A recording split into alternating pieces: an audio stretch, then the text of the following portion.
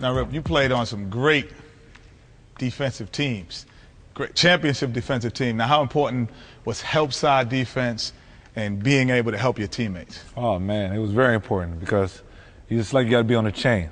You know, everybody got to have each other's back, you know, and I think that's one thing we was committed to all year. You know, we figured that our defense would lead to easy baskets, and, you know, we always on the same page, and that's very important. Well, we're going to get Coach Jason to come out with a couple of the modern-day guys and show us about how to be on that chain, how to be together, and how to help. Because nobody, I'm going to tell you now, no one can guard a great offensive player by themselves.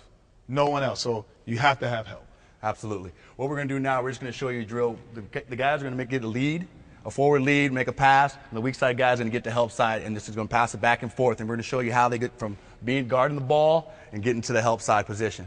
Okay, right now, Kenny, or I can pass I'll the ball be the point right guard. I'll be the point guard. Coach Smith's going to be the point guard. These guys are getting denial position. We're denying the ball and the pass back out. Okay, so the coach is going to slap the ball. You guys get your forward lead. Here we go. Go ahead, pop out. Gets the lead. Okay. Gets the help side. Good. Boom. Gets the help. Boom. Okay, good. Hold it. One of the most important things about defense is one of the most important things, I should say, is moving when the ball isn't moving in the air. And these guys did a good job of moving while the ball's in the air, positioning themselves ball you man according to where their defender, where the offensive player is and the ball is. And that's very important. Well, the most important thing I saw is, and Rip, you can attest to this, talk. Yeah. Absolutely. And if you listen, if you're a good defensive team or a good defensive player, you're going to talk because you're going to tell people where they are and where they're not. So that was the first thing I saw was great. And the second thing that I really saw that I want you have to pay attention to is the fact that when you are help side, when you got to help somebody out, you cannot be too far over because your man will be able to cut. You can't be too close because you won't be able to get. You have to be on what you call one pass away and be able to straddle the line and straddle the basket where you could be on both and be able to help, and at the same time, if the ball comes to your man, be close enough to recover. Correct. And that was what they did well. Correct. Very good. Let's talk about seeing your man and the basketball. It's a lot of ways that coaches teach that are not really correct in the sense that you have to turn your head back and forth. We call that your head's on a swivel. It's just constantly moving back and forth. Well, the easiest way to attack that is to keep your head straight at your target, or straight at a straight line, using your peripheral vision to see the ball and your man. You can see these 2 points, and you can point to them. You don't have to do this, because every time you do this, you lose your man or the ball for a split second. But if you're keeping your head straight and using your vision this way, you can see the ball, you can see your man. When the ball starts to move, you start to move, you change your focus point that much more so you still maintain that peripheral vision that you can see both the ball and your man. Now, if you're going to sit there the whole time and do this and this, this and this, where every time you're here, you lose the ball, every time you're here, you lose your man. Even though you think you're fast enough to see both, some players in our league, professional league, it only takes that little split second for you to lose your man or the ball before you're at a disadvantage. So, if you're learning early on in your years and you want to learn now and work hard at it, focus on a point between the ball and your man and keep your head steady. And you can see both, I promise you. Something that really made my career was setting up my man down low because I wasn't the biggest of guys, but I knew I could shoot and I knew I could read screens. So if I could run all day, then I had the advantage. And you could run all day. Day. The only guy that might have outrun you maybe was Mully, who just never stopped, by the way, but he had to. You got a great screener and Shaq out here, but I want you to talk about some of the ways. Yes. All right, Zeke, Shaq, come on over here, big fella. Okay, Zeke, and I need my point guard because I'm coming. Because Isaiah taught me a little bit of this too when he was our coach in Indiana. Look, we know there's 3 ways that a defender is going to guard you in the motion. They're either going to force you one way, so either that side or that side. They're going to play behind you, or they're going to play on top of you. Most good defenders like Joe Dumars, Michael Cooper, Alvin Robertson, they don't play this way and they don't play behind because you saw the pass by Isaiah. If you do that, boom. And if you play behind, boom. So most good defenders, like a Joe Dumars, is going to force you one way.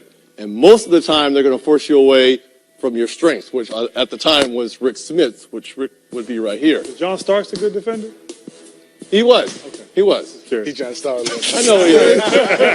He was good. What, was he Joe Dumars? No. Okay. Reggie, what is your relationship with the point guard as to when it is that you started your action? We've got to be on the same page. And he knows I want to come off Shaq, Rick Smith.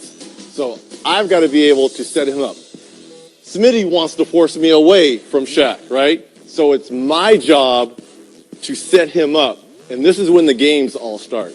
So he's going to force me this way, and the referee is standing there, okay? So first you want to kind of grab a little bit. Oh. Now, there's a lot of grabbing going on. In You do, this, and you want to act like you're getting held when really you're doing the holding. So you're like, ref. So I put my hands up, ref. So all what I'm really trying to do is set up Smitty to get him off balance. So I know he wants to send me off this way, but I want to come off number 34 because that's my bread and butter. And it's all about reading screens. So now... And while he's doing that, every time he takes an inch, I'm looking at the defense also, so I'm baiting him with the ball. So here, and this is when the game starts. So he's going to force me off one way, so now I'm going to turn to him, and I kind of want to get into him a little bit. I want to move him. So now I'm moving him up. Now he's got me. Now I'm moving him up, right? So this is when I'm going to fake one way, and he thinks I'm going off the way he wants, and I start my sprinting now. You're having to read the defender here as well. Correct. It's on the big guy on the screen, so thank you for that. So here's my picture. Boom. I got him. Oh, so I'm assuming he's going to trail me because he's right on my heels. So now my next picture is looking at Grant. How is Grant going to do? Is he going to show out, or is he going to stay on big Shaq because Shaq's the bread and butter? It's a soft show by Grant. Well, now I got him because I only need a half a second to get off because he's trailing. Most shooters, and you guys know this in 3D, you want the trail because either I'm going to come here and get the 45-degree 15-footer, or I can curl up to the elbow here, and I've got plenty of options. I can keep going in for a layup. If this guy helps, Isaiah gets the shot, or I stop and throw it down to the soon-to-be Hall of Famer. These are all the options. Well, let's just say I take the picture and I see Smitty going over the top. Well, this is where I got to read and use Shaq. Now, back when we played, we could kind of manipulate the bigs by kind of pushing them a little bit. Yeah. And now he takes out two guys, and I fade to the corner. This is the easiest three on the court. If a player is going to go over top, most players will fade to the three-point line.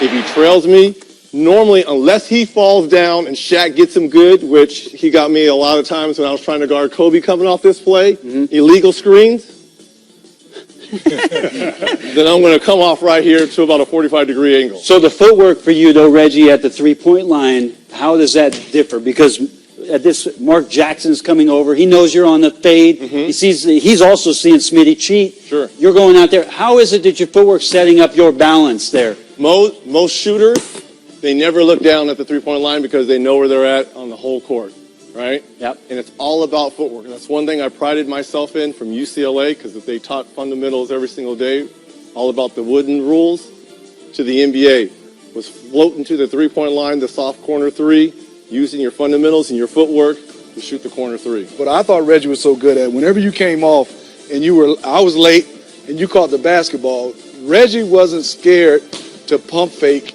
and jump into you because that was always 2 points. Oh, you don't say, Smitty. Yeah, I'm just saying. I thought him not being afraid of contact. You've got to want the contact. Him understanding, well, if you foul me, that's 2. Because he shot 97%. So I thought that. So it always had me, Reg, whenever you made a little hesitation, I didn't know whether to. Well, I kind of want him to catch up.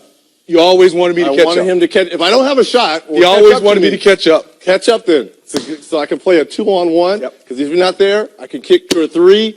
He can drive, kick to the 3 in the corner right there. It's a chain reaction.